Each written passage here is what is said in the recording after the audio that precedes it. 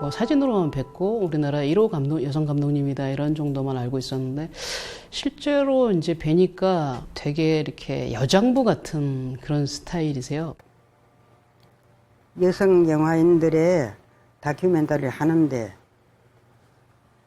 홍은아이는 이쁘고 성악가는 아니라도 코러스 노래 잘 부른다. 최은희는 배우고 황여민은 젊고 저 이미래하고 같이 왔는데 이미래는 좀 불어 냄새가 나고 임술래는 본래 사진을 봤지만 이 무슨 같이 니하고 내하고 둘이 닮았다. 멋습니다.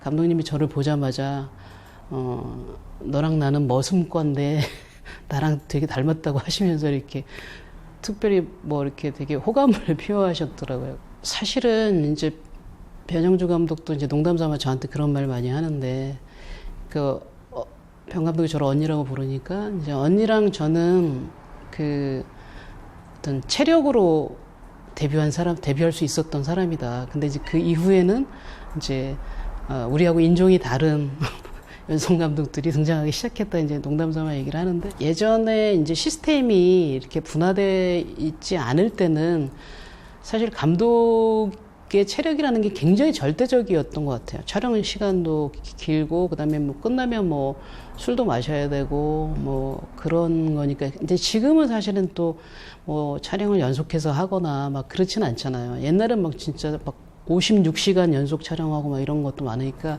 체력이 없다라면 버틸 수가 없었던 것 같은데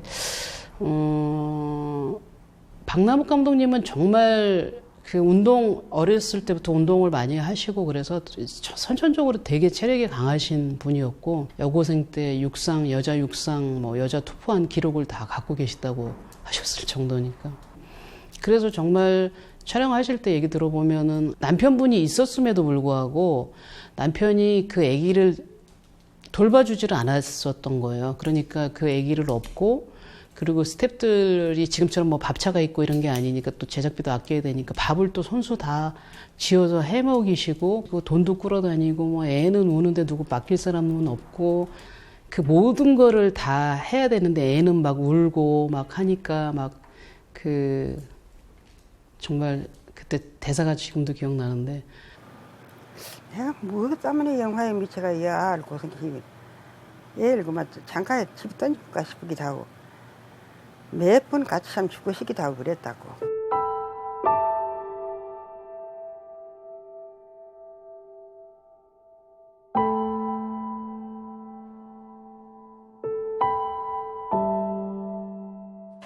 서울국제여성영화제에서 그때 개막작으로 미망인을 이렇게 다시 복원해갖고 틀었어요. 어서 가, 응?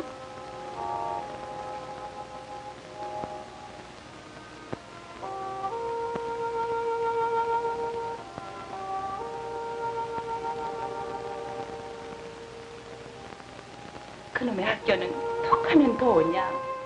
근데 이제 뭐 한국 영화를 보면 점점 60년대 뭐 이렇게 지나면서 가부장제나 현모양처 이런 것들이 그런 이데올로기가 굉장히 강해지는데 뭐 전쟁을 겪은 다음이라 그랬을까요? 어쩌면은 그때 50년대가 지금보다도 더 어쩌면 여성한테 그리고 모성이라든가 이런 거에 좀 더 진보적인 생각 같은 것들이 있었을 때가 아닌가 이런 생각이 들 정도로 좀 충격적이었거든요.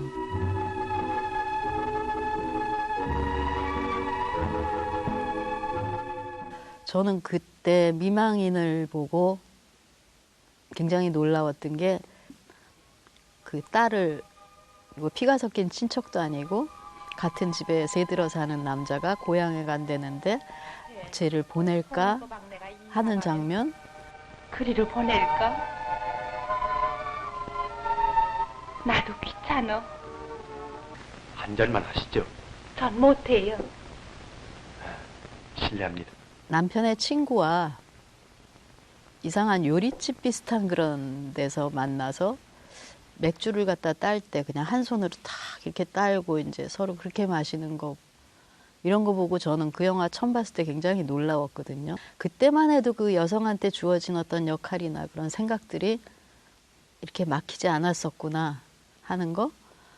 그리고 그런 거를 갖다가 50년대 한국 영화에서 볼 수 있었다는 게 굉장히 저는 충격이었죠. 전형성에서 조금 벗어나 있다?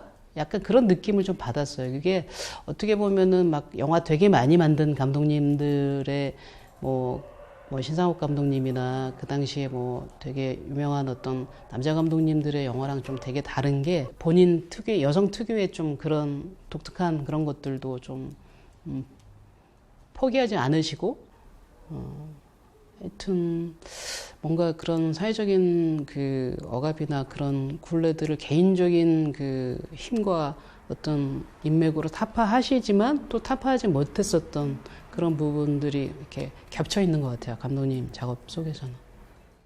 이망의 한 작품으로 끝났지만은 항상 생각하는 거는 영화적인 거, 영화를 보는 거, 영화 보고 내 같으면 저리 하겠다 이런 생각. 그래고 지난날 그 미망인 할 때 죽을 고생을 했지만 눈물이 나도록 그립다고 그 당시가 젊었으니까. 그럼 감독님께 제일 친했던 친구분이 제일 친하지 홍은이지. 두 번째 감독이라고 우리가 소위 말하는 홍은원 감독님은 말하자면 박남욱 감독님하고 굉장히 다른 스타일이세요. 되게 여성스럽고 몸집도 개날프시고.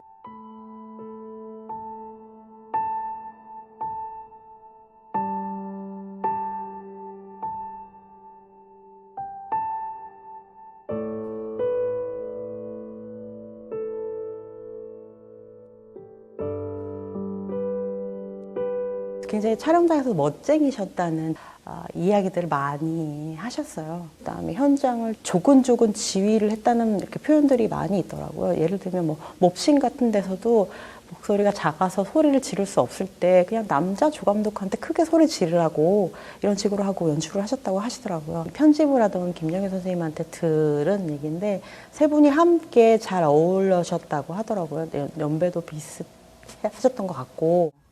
박남욱 감독은 또 박남욱 감독대로 자기 또 할 일이 따로 또 있었고, 홍은원 감독은 기록을 하시면서 자기가 연출도 했었고 하니까 참 여자로서는 참 뭐라 그럴까 자랑스러웠었어요. 뭐 삼바가라스라고 불렀다고 하더라고요. 삼바가라스라고 하는 게 뭐 일본어인데 사실은 여자를 부르는 말은 아니고 남자를 부르는 말인 것 같더라고요. 그래서 뭐 어떤 특정 분야에서 걸출한 어떤 인물들을 그렇게 삼총사라고 부르는 일본어인 것 같은데 그런 식으로 세 분을 불렀다. 글쎄요, 홍은원 감독님을 표현할 수 있는 수식어는 저는 이제 인내의 현장 영화인 이런 얘기를 좀 해드리고 싶어요.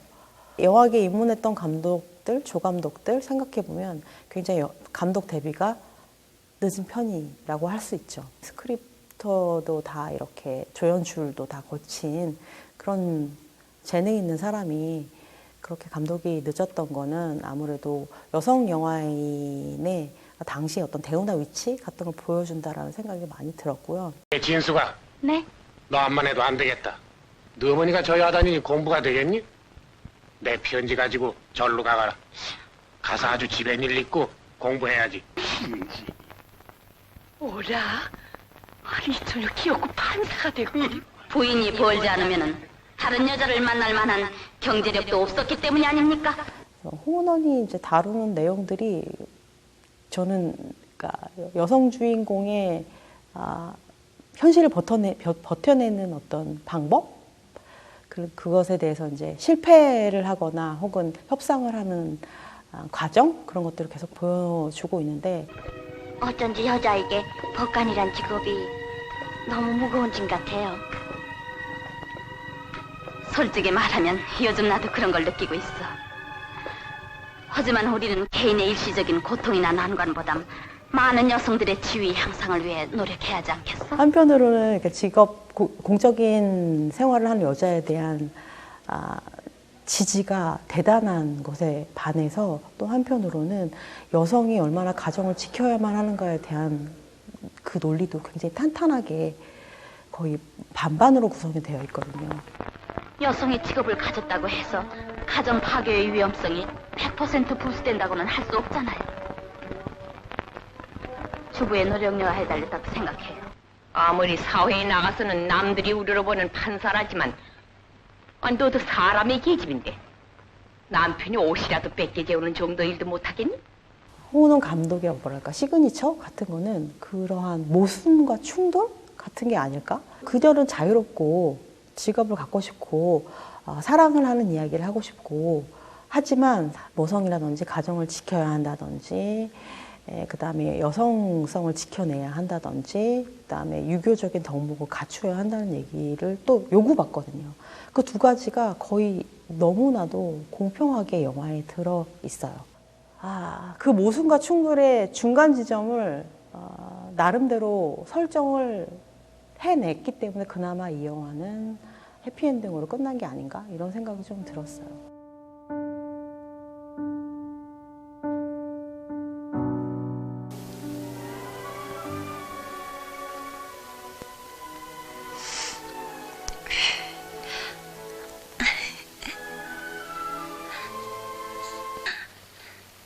제가 맏딸 엄전이에요.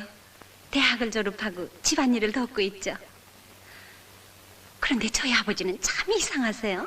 우리가 이제 최은희 감독님이라는 표현이 정말 생경하게 느껴질 정도로 최은희 선생은 이제 배우로서 또는 뭐 음악의 스타 또는 시대를 살아간 영화인, 영화보다 더 영화적인 삶, 극적인 삶을 살았던 영화인으로 기억을 하게 되는데 사실은 네 편의 영화에 또 카메라 뒤에 서서 연출을 하셨던 그 지점을 조명하고자 하는 것이고 기본적으로 이제 최은희 감독님 자신이 회고하는 것은 신상욱 감독이 연출을 해달라고 요청을 했고 그래도 처음엔 뭐 거절했죠. 그랬더니 옆에서 도와줄 테니 하라고. 그뒤 막상 촬영을 시작하니까 하나도 안 도와주는 거 있죠. 근데 처음에는 이제 내가 거절했지만은 일단 이제 한다 하면은 나도 저력 있게 그냥 뚫고 나가는 그런 게 있거든요. 그런 면에서 봤을 때는 시작 자체는 본인의 의지나 어떤 새로운 도전이었다고 보기는 어렵겠지만 여성으로서 감독을 한다는 거는 우선 체력으로서 힘들겠다 그렇게 생각했거든요. 그런데 첫 작품이고 그러니만큼 내가 한번 해보자. 앞장서서 뛰고 그랬더니 정말 남자들이 깜짝 놀랄 정도로 이제 그렇게 열정적으로 했어요. 자기가 어떤 남자에 못지않게 주체적으로 끌고 나가려고 했던 것은 지금 다시 주목할 부분이라는 생각이 들어요. 그리고 그런 점에서는 이제 만든 영화들이 어떤 영화들인가라는 얘기도 해야 될 텐데. 장만아, 점순이는 네 색지야. 색지 앞에선 점잖아야 하는 거야. 색시면 뭐래? 나하고 놀지도 않고 다 어머니 심부름을 하는 걸 뭐? 그것이 어쩌고 어째? 야 이년아, 너 이 장독대 이게 뭐냐? 이 꼴 좋고. 아이고 이건 너, 응? 야 이년아, 그건 들었고 너 이 복숭아 이건 누가 먹었니?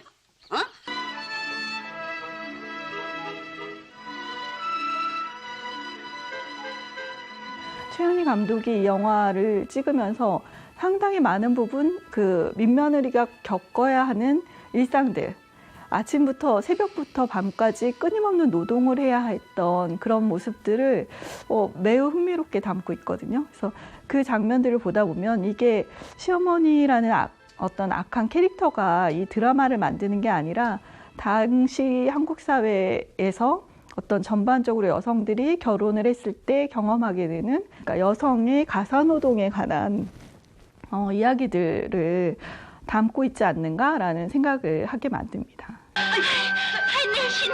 내 신. 현상국, 내 신 좀 갖다 줘. 빨리. 신 데는 없사옵니까? 어서. 공주님의 짝사랑은 이제 그 사실은 민며느리에서 보다는 훨씬 더 안정된 형태의 연출을 좀 보여주고 있어요. 한 쇼트 안에서 다양한 방식의 컷을 보여준다거나 앵글을 좀 다양하게 한다거나 조금 더 정교한 연출을 보여주고 있습니다. 그리고 그리는 세계도 굉장히 다층적이잖아요. 거기에 등장하는 많은 인물들이 있는데 그 궁중 여인의 삶이 있고 또 한편으로는 밖에 이제 그 성균관 유생들로 대비되는 그 남성들의 모습들이 보여지기도 하고, 조연이라고 우리가 생각하지만 상궁들의 모습들도 굉장히 이렇게 입체적으로 그려져 있거든요. 그러니까 그런 지점들을 보면은 매우 풍성하게 이 캐릭터들을 구현해냈다라는 생각이 들어요. 좀 시시하게 넘어갈 수도 있는 영화인데, 그 공주로 하여금 자기가 살고 있는 그 성 밖으로 나가게 해서 또 그 여성으로서 경험할 수 있는 걸 하면서 그게 또 불가능할 때는 남성으로 변장을 시키기도 하고. 자, 이공 잔을 비우시오. 나 같은 가난뱅이 유생을 백년지기로 삼아주시겠다니. 그런 식의 어떤 여성이라는 그 캐릭터를 가지고 이렇게 변주하는 것들이 굉장히 흥미로웠어요. 전체 이야기로서 영화를 보자면은 여성 영화로서 얘기할 수 있냐라고 반문할 수 있겠지만, 그 어떤 독특하게 빛나는 순간들이 있어요. 이 여성 감독이기 때문에 이런 장면들을 만들었겠구나 하는, 이런 캐릭터가 나왔겠구나 하는 그 순간들을 주목해서 보자면, 그 이야기 속에서 이제 여성의 경험을 되돌아보게 하는 질문들을 분명히 하고 있거든요.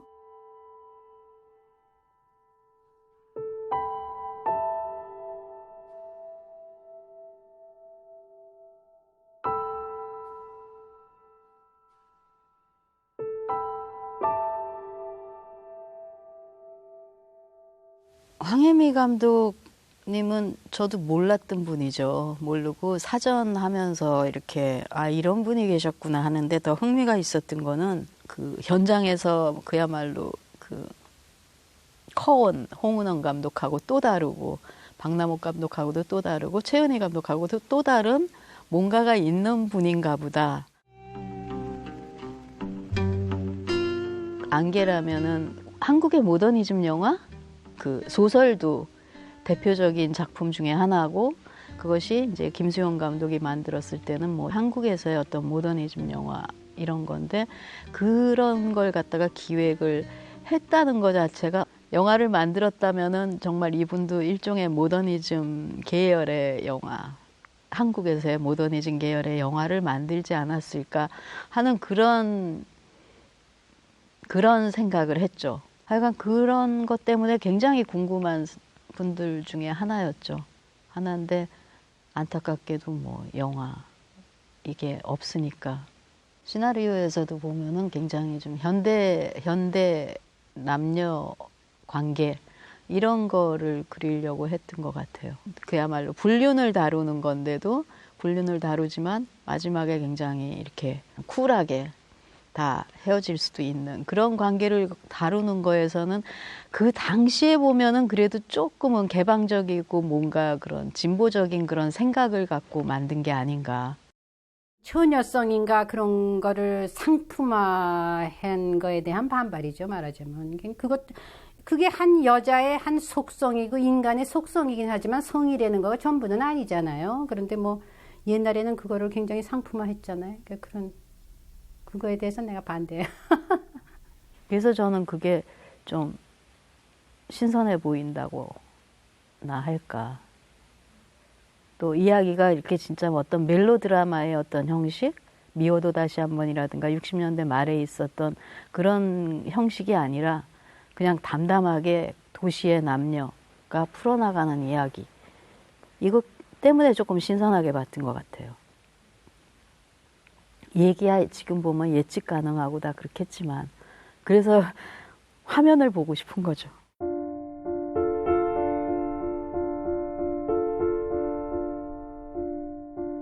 (17) 년 만이라고 그러더라.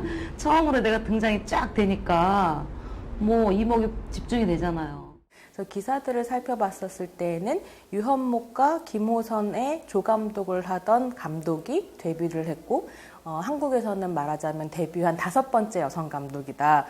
사실 임미래 감독님 작품도 지금 보면 이거 되게 애매한데 여성 영화라고 할 수 있을까? 라고 생각되는 부분도 있고, 이미래 감독님은 되게 적극적으로 왜곡된 여성상을 바로잡고 싶다라고 인터뷰에서 이야기하신 적도 있지만 감독님 영화의 여성들도 되게 왜곡되어 있는 부분들이 없지 않거든요.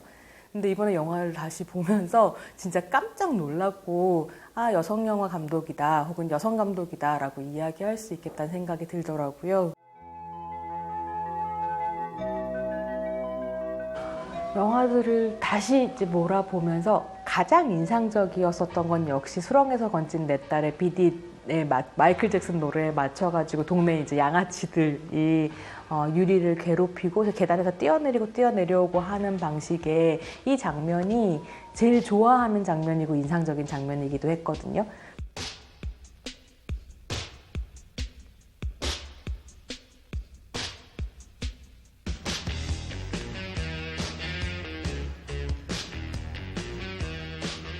그게 한편으로 이민혜 감독의 시그니처가 될 수 있다고 생각한 것은 말하자면 헐리우드 영화로부터 영향을 받았고 일본 영화로부터 영향을 받았을 텐데 굉장히 기묘한 편집, 기묘한 카메라 앵글 같은 것들이 보이거든요. 그래서 청춘물에 되게 신나는 댄스 시퀀스처럼 보이지만 80년대라고 하는 어떤 격동의 시절에 변화하는 새로운 문화를 접속하고 있는 10대들을 컨트롤할 수 없다는 어떤 사회적인 불안, 제도의 실패 같은 것들이 되게 깊게 녹아있는 장면이기도 하거든요. 그랬을 때 10대의 딸, 그러니까 유리라고 하는 캐릭터가 엄청나게 여성 괴물로 그려지고 있는 부분들이 있더라고요. 정말로 인상적으로 이제 유리가 가출을 하고 집으로 돌아와서 엄마가 쫓아가가지고 침대에 눕는 유리를 막 잡으면서 너 어디 갔다 왔냐라고 물어보는데 그래, 어디 갔었는지 말해봐. 어서. 어디를 가든 상관없잖아. 날 좀 가만히 내버려 두마란 말이야. 이게 거의 엑소시스트에 나오는 빙의 된 소녀의 모습에다가 엄마에게 돈을 내놓으라고 목을 조르는 장면이 나오는데 여성 연쇄살인마의 어떤 이미지? 돈 내라! 이 알망구 돈 내라! 당연히 전반적으로는 여성 히스테리 이미지가 나오거든요. 왜냐하면 이미래 감독 작품 안에서 되게 중요한 부분들이 일상에서 여성들이 경험하는 성적 폭력이라고 하는 것을 영화의 기본으로 놓고 그 위에서 이제 삶들을 쌓아가는 방식으로 영화를 찍으시는데 그랬을 때 이거는 여성 감독으로서의 자의식이 아니라면 해석해낼 수 없는 80년대이기도 한 것이죠. 일단 술을 끝까지 버텨야 돼. 그 다음에 섹스 얘기 잘해야 돼. 하여간 무지하게 편견을 가졌었어요, 여자한테. 그래서 수렁에서 건진 내 딸 같은 경우에는 그 버스에서 성추행 당하는 거, 그러니까 이거를 성적인 폭력으로 포착해냈다는 거거든요. 그러니까 강간이 아니라 일상적인 성폭력을 이야기한다라는 것도 여성 감독이기 때문에 가능했던 것 같고, 거기에 영심이에는 어떤 장면이 나오냐면 아무 의미 없이 영심이가 음란 전화를 받고 되게 싫어하는 장면이 나와요. 영심아, 그때 그 기분 어땠어? 참 좋았지? 그치? 도대체 여기 왜 들어갔을까라고 생각하면 실은 이 신나 보이는 청춘 로맨스물 안에도 일상적으로는 이런 삶 안에도 일상적으로는 폭력이 있다라는 걸 보여주고자 했던 것 같다는 생각이 들더라고요. 근데 굉장히 고민되는 건 그런 장면이었던 것 같아요. 철수랑 영희가 처음으로 이제 서로 어떤 관계를 시작하게 되는 계기가 사실은 강간이거든요. 영희가 엄청나게 술을 마시고 쓰러져 있는데 철수가 데리고 가서 모텔에서 그냥 자는 거죠. 요즘 같으면 도저히 용서될 수 없는 설정인 건데 그거는 80년대라는 배경 때문에 가능한 게 아닐까라는 생각이 들면서도 한편으로는 철수가 그렇게 했기 때문에 그 이후로 한 5분 동안 영화에서 계속 영희한테 뺨을 맞거든요. 응? 이건 시작이야. 온갖 장소에서 영희가 쫓아가서 철수 뺨을 때리고 되갚아주는 장면들이 등장하게 되기도 하는데요. 근데 그건 지금의 페미니스트가 봤을 때 그렇게 보이는 것이지 그 시대의 그 영화를 봤으면 도대체 어떤 충격들을 줬을까가 저는 사실 상상이 잘 안 가더라고요. 그래서 어떤 마음이 들었냐면 그분들이 살아온 시대라는 맥락을 탈각시키고 지금의 관점에서 그분들의 작업을 평가하려고 할 때 되게 많은 것들을 놓칠 수 있겠다라는 생각이 들더라고요. 초반에 박남욱 감독님 얘기를 많이 했지만 이미래 감독님도 진짜 대단하신 게 말하자면 이미래 감독님하고 저하고 나이 차이는 별로 안 돼요. 근데 워낙 일찍 데뷔를 하셨고 대학 졸업한 지 얼마 안 됐을 때. 근데 이제 그 기술 스텝 그 오야지라고 하죠. 그분들은 이제 되게 나이 많으신 그 남성분들이고, 그러니까 안 싸워도 될 것들에 너무 많은 그 고군분투를 하신 마지막 세대인 거죠. 그 저는 말하자면 이제 단편 영화를 통해서 데뷔한 세대라고 치면 정말 천지 차이의 어떤 문화 차이가 있는 거예요.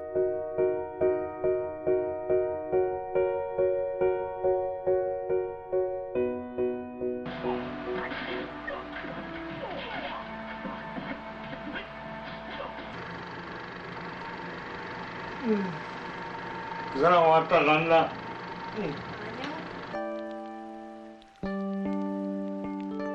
우중산책 94년도에 만들었고 96년도에 데뷔를 해서 그 우생순이 2008년이니까 데뷔하고 장편영화로 데뷔하고 12년 만에 만든 건데, 그 사이에 이제 말하자면 새 친구나 와이키키는 이제 제가 가지고 있는 어떤 정서, 뭐 그다음에 제가 가지고 있는 어떤 문제의식이 가장 저하고 밀접하게 반영된 영화들인데,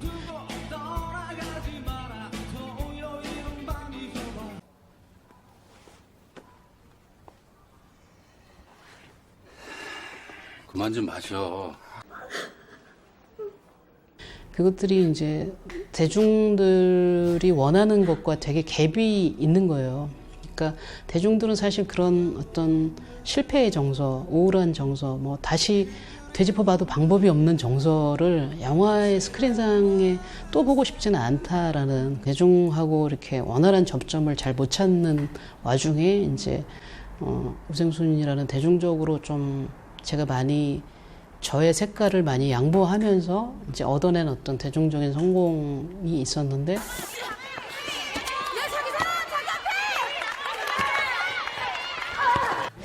우생순을 보면서 이게 영원히 길지 않더라도 뭔가 영화를 보는 순간 동안 2시간 동안 울고 웃고 뭔가 정서적인 그 카타르시스를 느끼는 것도 뭐 그렇게 부정적으로 볼 만한 건 아니구나라고 생각을 하면서 좀 다른 생각을 하게 됐고.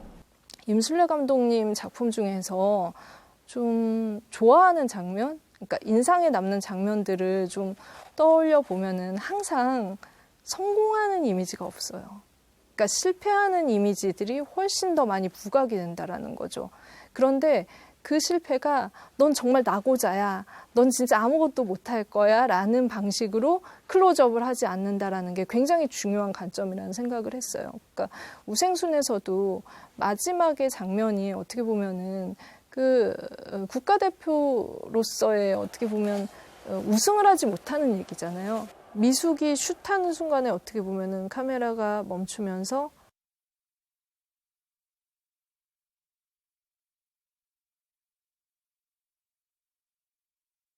그 장면으로 갔을 때 이들이 실패했어라는 생각이 전혀 안 든다라는 거죠.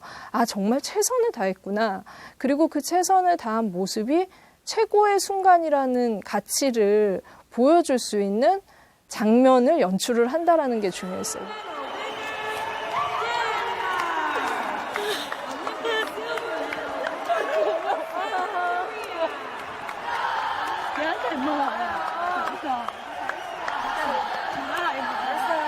성공과 실패 이런 것들로는 구분할 수 없다라는 것들. 그래서 그런 지점이, 그런 가치들이 계속 임술래 감독의 작품에 꾸준히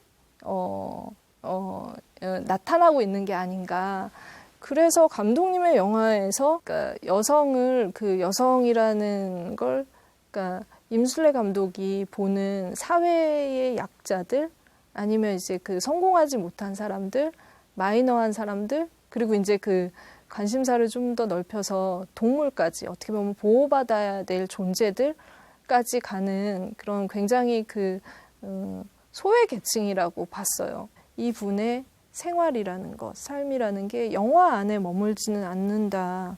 이게 바깥으로 확장이 될 수 있고, 그 확장된 기운들이나 아니면은 그런 목소리들을 다시 영화에 반영하고 있다라는 생각이 들어서 그 부분이 굉장히 좀 고무적이라는 생각이 들더라고요. 박남옥이라는 이름을, 홍은원이라는 이름을 최은희 감독님, 그리고 또 황혜미라는 이름을, 이미래라는 이름을, 임술래라는 이름을 기억하는 이유는 그분들이 그 시대의 시스템에서 각자 케이스별로 다른 역경이 있었지만 그걸 딛고서 하나의 작품을 완성을 했고 여성에 대한 어떤 것들을 관객과 만나게 해준 역할을 했다라는 것. 공고하게 형성된 남성 카르텔 안에서 여성들이 역경을 딛고 지금까지 왔고 그 케이스 하나하나가 다음 세대의 여성 연출가들한테도 어떻게 보면은 앞으로 나아가는 길을 열어준다라는 의미에서 되게 중요하다는 생각이 들고 일종의 관객들한테도 이제 그 하나의 거울이 더 생긴 거죠. 그 소수의 거울들을 좀 잘 닦아내는 역할들을 우리가 해야 되지 않을까? 다른 사람은 해주지 않는다. 우리가 하는 게 정답이다. 라는 생각을 하게 됩니다. 그래서 좀 열심히 닦아주고 싶은 마음이 있습니다.